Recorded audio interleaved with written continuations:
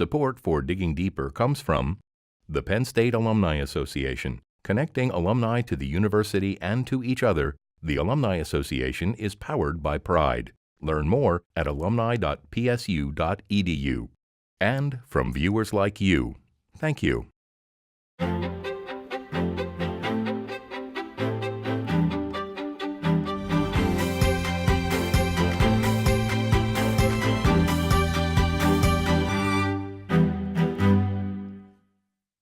Hi, I'm Robert Johnson. 1968 was a year of seismic social and political change. The world witnessed the Tet Offensive, the assassinations of Dr. Martin Luther King Jr. and Robert Kennedy, and the signing of the Civil Rights Act. All of that happening before the end of June.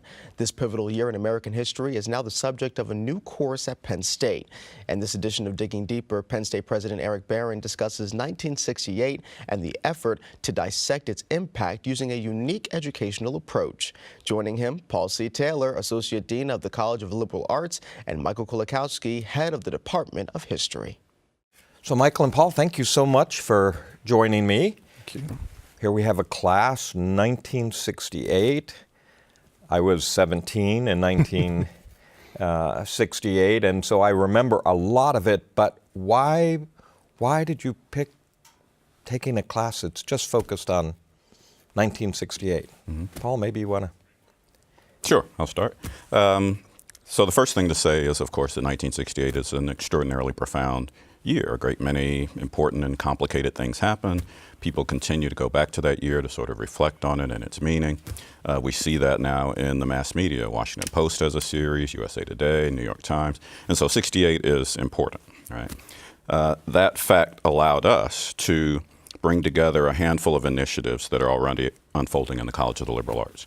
We have a series of interdisciplinary courses that bring together faculty from across the college to think together about complicated issues. We've done a number of these courses. 1968 seemed perfect for that, right? Political scientists, historians, philosophers, all will have something interesting to say about that. A second initiative in the college is a digital humanities initiative that allows us to bring different kinds of digital tools to bear on the work of pedagogy and scholarship. And again, there are lots of opportunities here. You can dig into newspaper archives, digitize them, invite people to think about those moments in different ways. And so there was a way in which this course gave us an opportunity to bring these things together. One last thing I'll say just briefly. We've been working very hard in the college to remind people that the liberal arts is a space where people can think together about what it means to be human, about what it means to live together in society, about our ethical burdens and challenges. 68 is, of course, a great opportunity to do that. And so this was a real chance for us to do a number of things all at once. So how do you design a course around a single year? Is this kind of like a free space where I can sit there and say I have an expertise in Vietnam War and this was a time of the Tet Offensive, or you are looking at the Civil Rights Movement, and how do you make a course out of a single year? How do you design it? We've worked really hard on this. First of all, the college has a very, very good instructional design team to make this communicate well with today's students who are not. 50 years is a long time ago. I wasn't yet born in 1968, and 50 Clearly, years on. I'm older than you. But approaching it as a historian, as I have to, in that we're able to bring together a great many faculty with different expertise and recognize that it's a global phenomenon. 1968 is not just important to Americans, although it is, in terms of the Civil Rights Movement, the beginning of the Women's Rights Movement, and a great many other social changes that happen in that year. But also, and very importantly, it's a year of global revolution, from the student protests in Paris to the Soviets crushing the Prague Spring to the 1968 Olympics, in Mexico to the Nigerian Civil War. This is something that shapes our world right to this day. So do you work to connect all these elements, or do you work on particular parts of it when you're doing a course like this? It's sort of impossible to do the entire sweep, but we try and take themes from revolution to political discourse to technology, where there are a great many advances in technology in both the Soviet and the Western sphere at this point. And so we approach it through themes, and we also approach it through the memories of our alumni, and that's a key factor in this course. So you're actually having alumni tell their story from this time period. How is that working? Do you have any particular interesting examples that give us a sense of what you're doing? Sure. I mean, we've got we've spoken to alumni who were affiliated with the SDS. We've spoken to alumni who have went off to Vietnam after graduating from college in that year.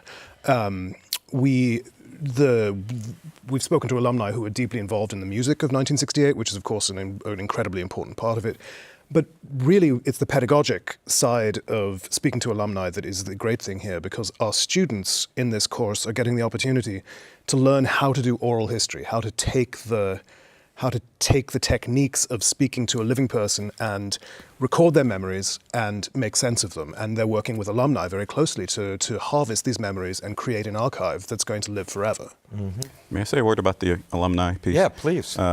So as I mentioned, one of the things we're doing in the college is this series of interdisciplinary courses. We call them EDGE seminars. And the point is to do precisely the thing that you asked about a little while ago, to bring different disciplinary perspectives to bear on a single phenomenon. Yeah. And so we already had this going. And the Liberal Arts Edge. The College of the Liberal Arts, yes. College of Liberal Arts Edge, yeah. And one of the things I have the privilege of doing in my role is connecting with our engaged and active alumni. And I found myself in a conversation with one of our alums, and he just started talking about what it was like in 1968 and the things that were happening and the way phenomena that were unfolding outside the campus made an impact on the campus. And as he was talking, I was thinking to myself, we have to get this man in front of our students in some way. And as soon as we started thinking together about ways to do that, the alumni started coming out of the woodwork. As soon as they heard the story, right, we're doing this thing, we're eager to talk to you if you have something to share with us, they were eager. We have an alum who went up in his attic and found the letters he sent from Vietnam to his mother and was looking for things he could share with us. And so we have the privilege of having a really engaged alumni community, and they were thrilled to be a part of this.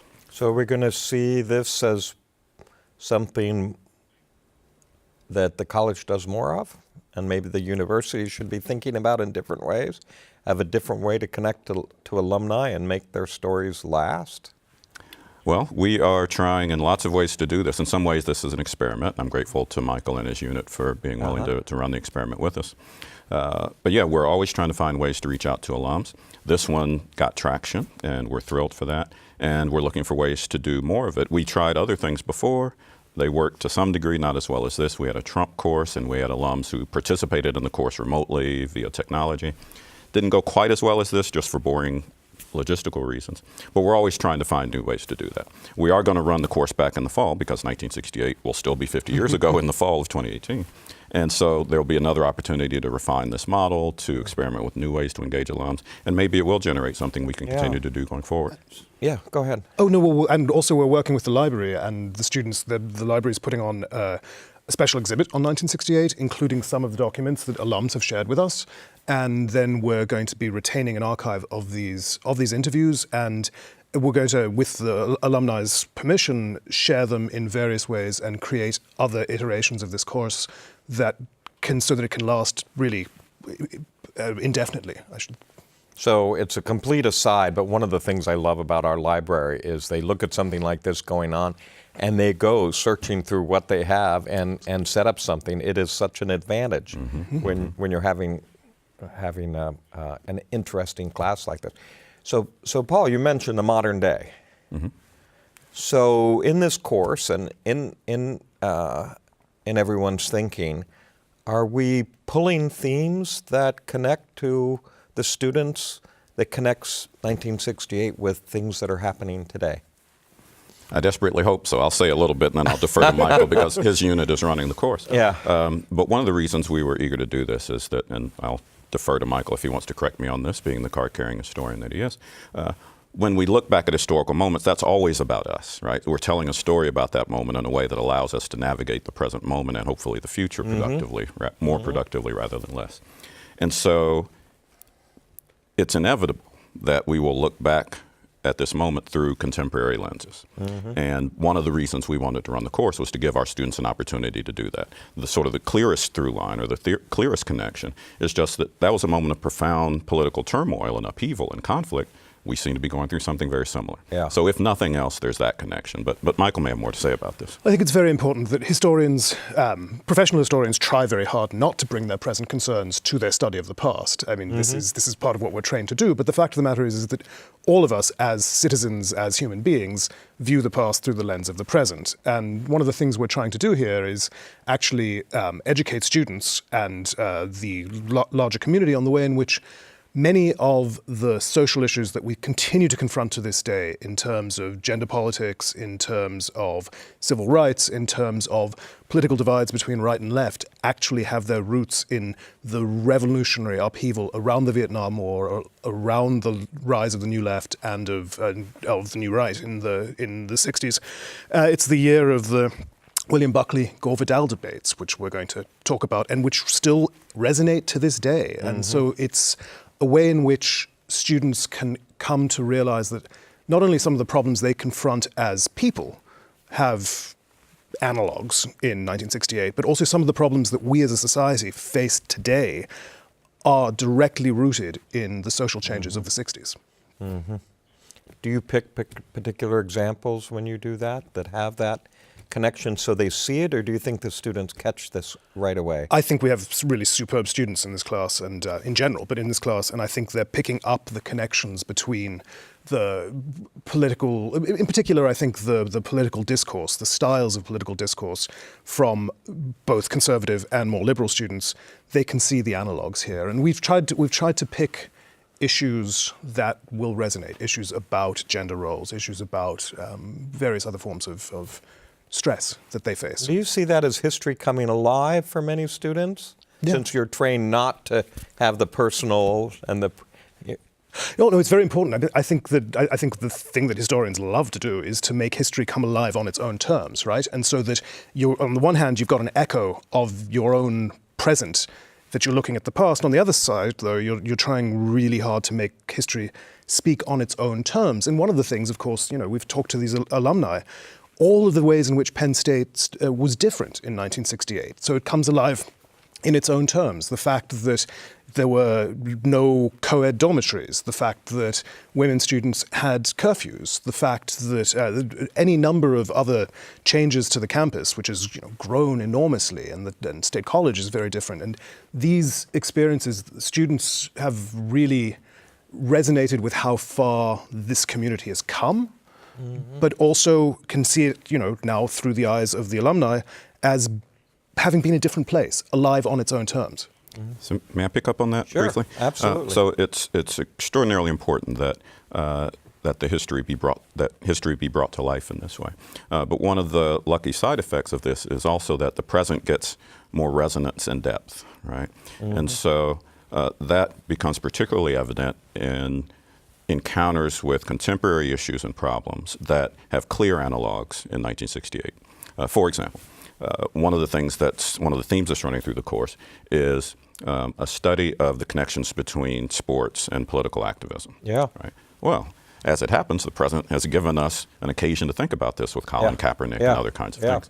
And so moments like that give us an opportunity to say to the students, well, look, there's this thing that's happening now that you might think is brand new, right? But look, there's a history, there's some context, and there are some models for engaging with this. There are people still living who can help you think about how to engage with this, and we will bring some of them here, right? So one of the things we're doing with the course is surrounding it with a constellation of activities. There's a film series, there are panel discussions. We're bringing some of the 1968 Olympic protesters here, including Wyomia Tyus, right, who was a black woman protester that people forget about, because we often forget about women when they do some of the things that we celebrate men for. So we're bringing those people here to help the students think in robust, deep, thoroughgoing ways about how the present has a context that allows us to think about it more productively. So, I mean, it's just fascinating, and the more the two of you talk, the more themes there are threading through here. So one of them that you just mentioned was sports. And so the parallel is Mexico and the U.S. Olympians. And so is sports a deliberate theme in here in terms of its importance in 1968 and today? Absolutely. I think that sport is inherently something that is interesting as a social phenomenon. We all do it. Every culture does it in some form or another. It's also a lens, particularly in the modern post-World War II period, or actually the modern period altogether, I should say. It's a lens through which politics resonates all throughout sport. It's between Soviet Olympians and Western Olympians, between the conflict over civil rights in America being played out on a world stage. These are things in which sport is a catalyst for much deeper social changes. Because it's so visible. So visible. As you said, in every culture and every time, there's sport that people are paying attention to. Absolutely, and it's also really one of the most televised things, one of the most recorded and documented things that we have. Yeah. And you mentioned film. And so I understand Forrest Gump is somehow a part of 1968. So why is Forrest Gump there? The short answer is that the students chose it. So one of the things we've done with this course and this constellation of activities is invite a number of students to serve as theme ambassadors. And so this course is part of an annual theme that we've used to organize activities in the college, and we've invited students to help us think with us about how to work with this theme and act on it and build on it. And one of the things we did was invite them to think about the films that we should show to create a suite of programs that go alongside the course. And so this is one they chose. They chose The Graduate. We chose the recent film about Detroit. And so the short answer is the students thought this was a reasonable thing to do. They take you back to 68. They do, and I think that part of the issue with Forrest Gump is that it is actually one of the lenses through which young people think about what the 60s was like. It's a recreation of the 60s that they're all familiar with. And so contrasting between the cinematic, the filmed version of these great events that Forrest Gump walks through, and the historical reality of them is a wonderful way to engage with how historical memory, how film creates memories that are part real and part not. So, and you also mentioned pop music. How does pop music bring 1968 to life? This is Michael's thing. I'll let him do this. Yeah, I am a bit of a fanboy on these things, but 1968 and the 60s in general, the popular music until very recently has been built out of components that are really come into being in the very late 60s and the very early 70s. And popular music is a soundtrack to the era in a time when everybody heard the same things, when without the micro cultures of pop culture that we have today. And it soundtracked the civil rights movement, it soundtracked the Vietnam War, and it produced some of the great classics that we still listen to this day, from Bob Dylan to Jimi Hendrix to Lost Poets and a great many others. I find that actually fascinating because I don't ever remember listening to my father's music. But I do see many, many students listening to the music, including my son, listening to the music that came out of the 60s and early 70s. There are a lot of classics there. Or else there's a lot of meaning there that somehow translates in some fashion or another. So you also said that you had all sorts of events that you described and thinking about these. So do the two of you particularly look forward to a set of events that are going to happen this spring? We're terribly excited about the opportunity to take our students to D.C. To see the Vietnam Memorial. So that's one thing. Our dean, in particular, is very excited about this. But there are a great many other things as well. And I think the thing that I'm most excited about is the roundtable and panel and interviews with the 1968 Olympians that we're doing in April. And that's something that is... And we have 1968 Olympians that are coming? As Tommy Smith will be there. Wyoming Tyus will be there as well. That's fantastic. So, yeah, no, Will you also go to the African American Museum in Washington? Yes. There's going to be sort of a walking tour from the Vietnam Memorial to the new African American Museum. Well, and that museum, in my mind, that this notion of walking through time so that you can walk to 1968, so to Absolutely. speak. Absolutely. Seems very powerful to me as well. So how long is this going to continue? Next year and the next year, or this is for this year? My feeling is that the department and the college have invested a great deal of time bringing faculty from many different disciplines together to bring their expertise to bear on this question, and we're working to make this into a permanent course that will join the curriculum for the foreseeable future as a lens through which we can teach about an exciting moment that still shapes our past. Because the year is so powerful. So powerful. You have so many different ways to connect. Yeah. So, do you visualize that another sort of anniversary might have you looking at a different year and how things integrate across those themes?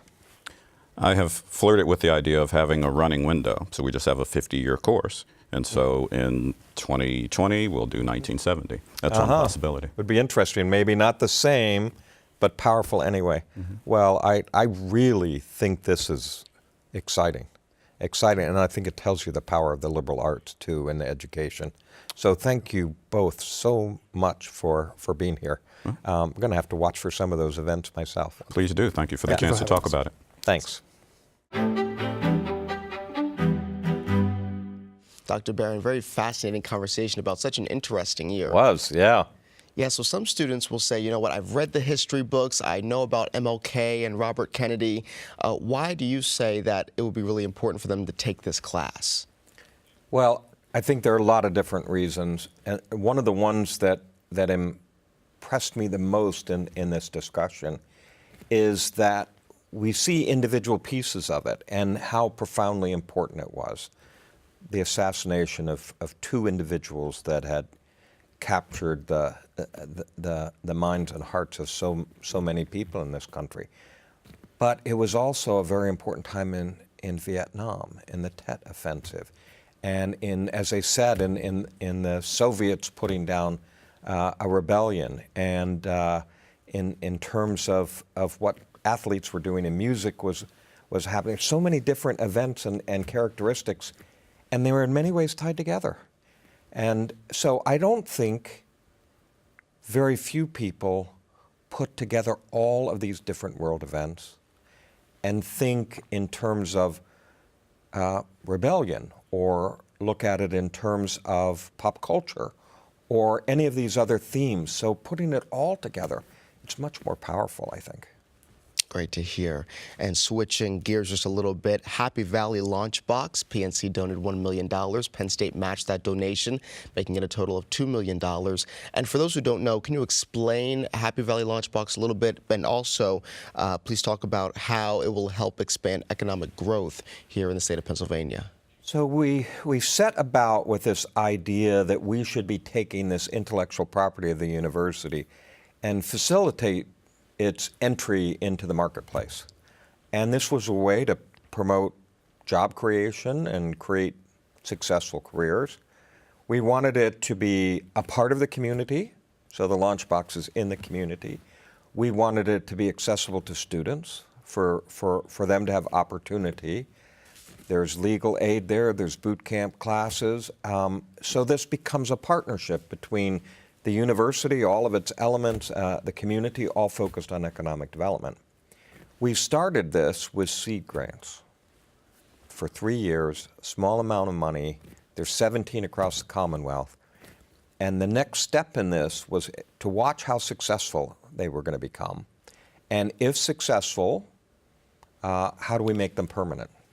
If not successful, how do we fix it? But if successful, how do we make it permanent? So this is the first case where one is endowed. We matched it. And now those funds are there in perpetuity to help students, faculty, staff, community members be successful. And it isn't even 2 years yet since Happy Valley LaunchBox was there. And we have 79 startups that have come out of these LaunchBoxes in Pennsylvania, about 90 different products. Thousands of faculty that are involved, hundreds of community members, hundreds of internships for students that have joined companies. It's a wonderful success story. And this gift means that it's going to keep on going. What do you think that students can learn the most by going through the process of innovating and being an entrepreneur? So this is not learning in the classroom. This is taking things to the real life. This isn't taking a test. This is running into a roadblock and creating a company and trying to figure out how you go around the wall, under the wall, over the wall, how to pivot and solve problems. So I think it's actually an educational experience in itself, whether someone successfully creates a company or not. And what we're noticing is employers want these students that are involved because they see them as critical thinkers and problem solvers, as more than just the classroom. Good to hear. One more question before we let you go. THON, of course, is on people's minds, talking about students and in the community. Yeah. What do you hope that people gain out of THON, the students, the over 16,000 students who are involved? Well, of course, there is this notion that I think will last for a lifetime, that their hard work is helping to solve an extraordinary health problem for a very vulnerable population, pediatric cancer. And so I hope for every single one of those students, they look back and realize that they can make a big difference on an important problem. We are excited for that big weekend in February. Yep. Thank you, Dr. Barron. My pleasure. On behalf of Penn State President Eric Barron, we'd like to thank our guests, Paul C. Taylor and Michael Kulikowski. I'm Robert Johnson. Support for Digging Deeper comes from the Penn State Alumni Association, connecting alumni to the university and to each other. The Alumni Association is powered by pride. Learn more at alumni.psu.edu. And from viewers like you, thank you.